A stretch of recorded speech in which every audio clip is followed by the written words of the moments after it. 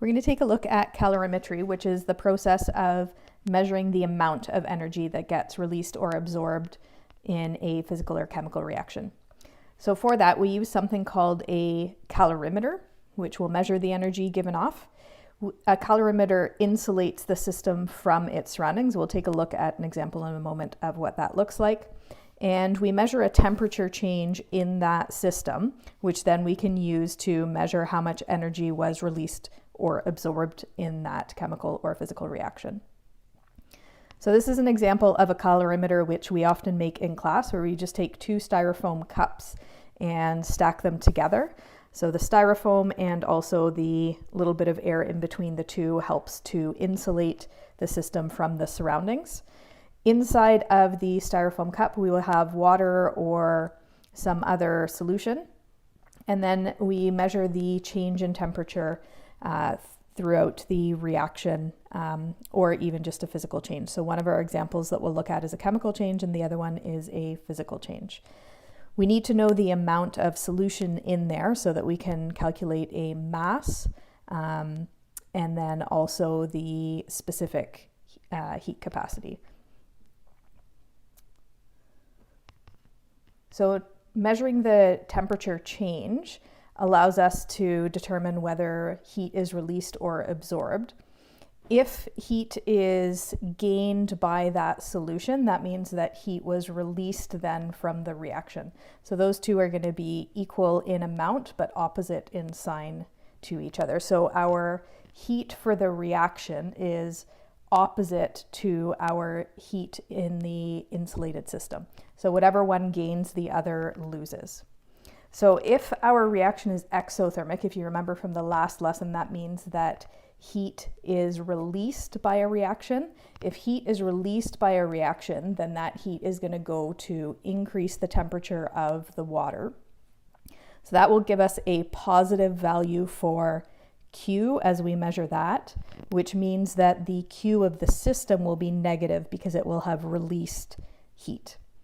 If, however, the reaction is endothermic, then the reaction is going to be taking energy from the water around it, which means that the temperature of the water is actually going to decrease.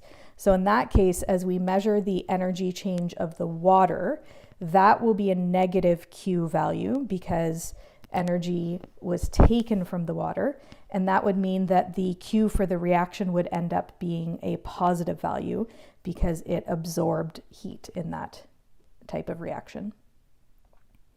Okay, and this is Bessie's favorite thing when I mention something in one lesson and then talk about it later, as I did with endothermic and exothermic in the last lesson.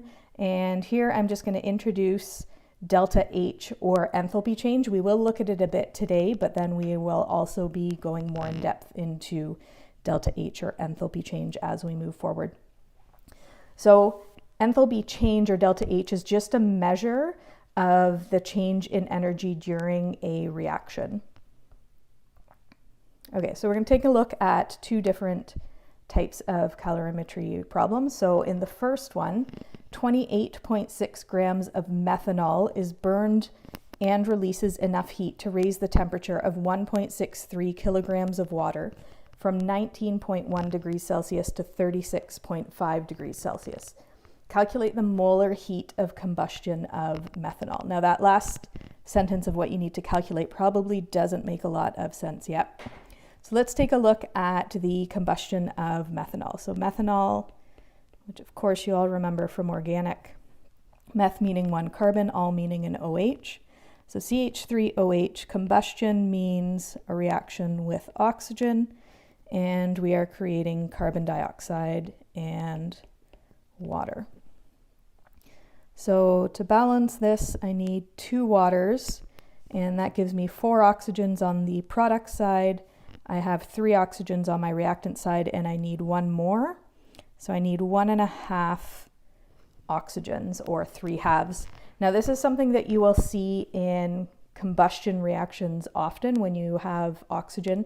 We don't always use whole number ratios for stoichiometry in these reactions. So if oxygen's the only thing that we would need a half amount of, then we often will use that instead of making this 2 methanol, 3 oxygen, 2 carbon dioxide, and 4 water.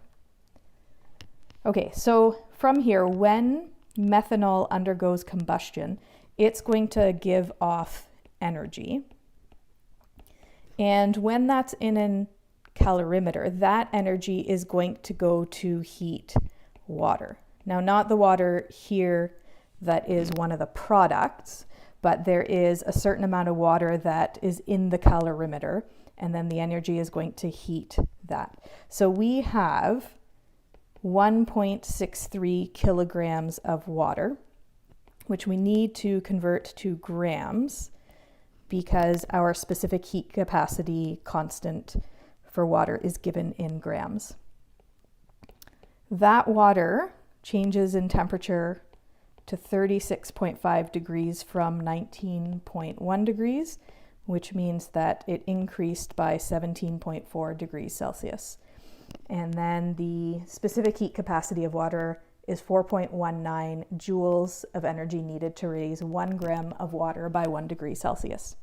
So we can use that information to determine how much energy went to the water. That is then going to be the same as the amount of energy that is given off by the 28.6 grams of methanol. So once we calculate that, we could say that that amount of energy is how much 28.6 grams of methanol releases. However, what we often like to do is work things out to a certain number of moles. So what we can do is solve for how many moles that happens to be, and then take our energy value and divide by the number of moles, which is where this molar heat of combustion of methanol comes from. So heat of combustion, that's our Q. Combustion, just because this is a combustion reaction. And then molar means that we want to find that heat per 1 mole instead of however many moles 28.6 grams happens to be. Okay, so I have all the steps set out on here. So the first one is to calculate how much heat is gained or lost by the water in the calorimeter.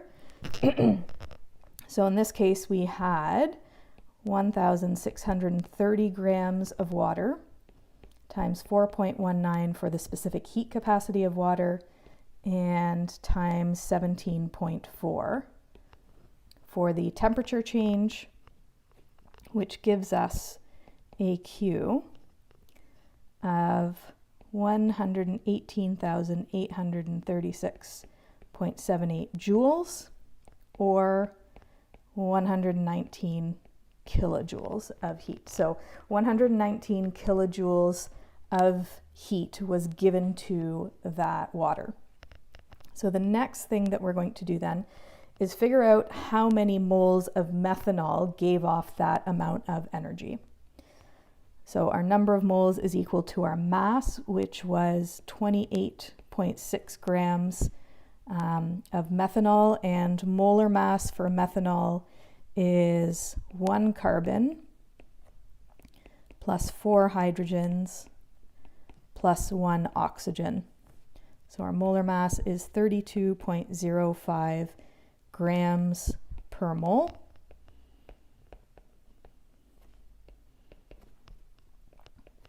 Which means that we have 0.892 moles of methanol that, when undergoing combustion, gives off 119 kilojoules of energy. So the molar heat of combustion then is how much heat is given off by 1 mole of methanol when it undergoes combustion. So delta H is just equal to the opposite value of the heat from the system. So how much heat was given to the water, multiply that by -1, because that is actually how much was released by the reaction, and then divide by the number of moles. So delta H of combustion for methanol is -119 kilojoules for 0.892 moles, which means 133 kilojoules per mole. So the molar heat of combustion for methanol is 133 kilojoules per mole, which means 1 mole of methanol, when it undergoes combustion, will release 133 kilojoules of energy. So that was for a chemical reaction. The next example we have is for a physical reaction. So 46 grams of molten sodium is placed in a calorimeter containing 500 grams of water at 13 degrees Celsius. As the molten metal solidifies, the water temperature rises to 34 degrees Celsius. So energy is being given off to the water. Find the molar heat of fusion. So heat, once again, that's our Q. Molar means per mole, and fusion is just, once again, referring to this type of reaction. So remember, we talked about the latent heat of fusion, which was moving from a liquid to a solid. So whenever we talk about fusion, we're talking about going from liquid to a solid. So how much heat is given off by 1 mole of sodium going from a liquid to a solid? Okay, so that's the delta H we're going to look for. So once again, we can calculate how much energy is given off based on the increase in temperature of the water, and then the negative value of that divided by the number of moles that 46 grams of sodium happens to be will help us find the molar heat of fusion of sodium. Okay, so MC delta T, so we had 500 grams of water, 4.19 is the specific heat capacity of water, and the temperature change was 21 degrees. So we went from 13 degrees Celsius to 34 degrees Celsius. So that gives us 43,995 joules of energy given to that water, or 44 kilojoules. Then what we want to do is calculate the number of moles of the sodium. So we had 46 grams of sodium and 22.99 grams per mole is the atomic mass, or the molar mass, of sodium. So that gives us 2 moles of sodium. So 44 kilojoules of energy was lost by sodium for 2 moles of it to undergo fusion. So my delta HF, or my enthalpy change for the solidification of sodium,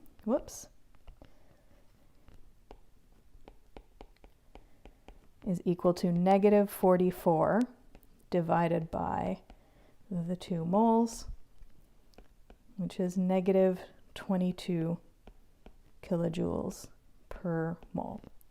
So for 1 mole of sodium to go from a liquid to a solid, it takes, it loses 22 kilojoules of energy.